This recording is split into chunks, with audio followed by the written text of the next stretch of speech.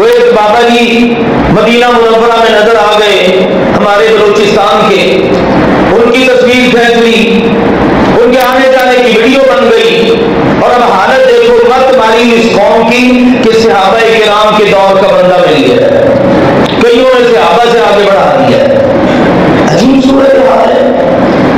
اور ادھر دوسری طرف کیا ہے، پہلے یہ حالت تھی کہ بابا جی کو آتا جاتا ہی کچھ نہیں ہے، اب یہ ہے کہ بابا جی دم بھی کر رہے ہیں اور نہ جانے کیا کیا ان کا تو ایک سلسلہ چل نکلا ہے۔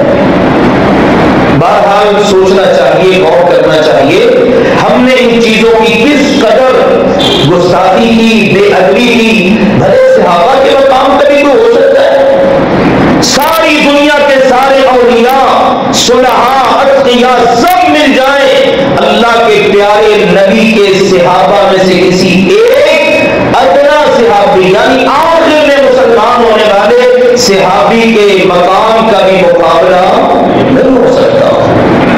انبیاء کے بعد اگر کسی کا مقام ہے تو صحابہ کرام ہے۔ آج کے دور کا کوئی بندہ حلیے کے لحاظ سے، عبادت کے لحاظ سے، جس لحاظ سے بھی جتنے بڑے مقام پر بھی فائز ہو جائے، وہ کسی صحابی کے مرتبے پر فائز نہیں ہو سکتا۔ صحابیت کا جو درجہ ہے نا، یہ کوئی کسبی نہیں ہے کہ بندہ کمائے، محنت کرے، اتنی میں نے محنت کر لی میں تو صحابی بن گیا ہوں۔ پتہ نہیں صحابیت کو کیا سمجھ رکھا ہے۔ بعض مولوی ہیں بیچارے کہتے ہیں ہم نے عالم رؤیا میں نبی پاک سے پڑھ لیا، ہم بھی صحابی بن گئے، صحابی سے پڑھ لیا تابعی بن گئے۔ مذاق بنا دیا دین کو، ایسی کوئی چیز نہیں ہے۔ صحابیت صحابیت ہی ہے، اس کا دروازہ جس وقت اللہ کے نبی اس دنیا سے تشریف لے گئے، اس کا دروازہ ہمیشہ کے لیے بند ہو گیا۔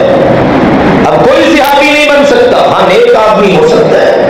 بہرحال یہ موبائل کے بعض غلط آپ کہہ لیں نتائج میں سے ایک نتیجہ ہے کہ آج لوگ عبادت بھی کرتے ہیں تو اس کی بھی ویڈیو وائرل ہو رہی ہے، بہت سارے معاملات کے لیے چیزوں کی، ہاں جہاں ضرورت ہے وہاں پر اس کی اجازت ہے۔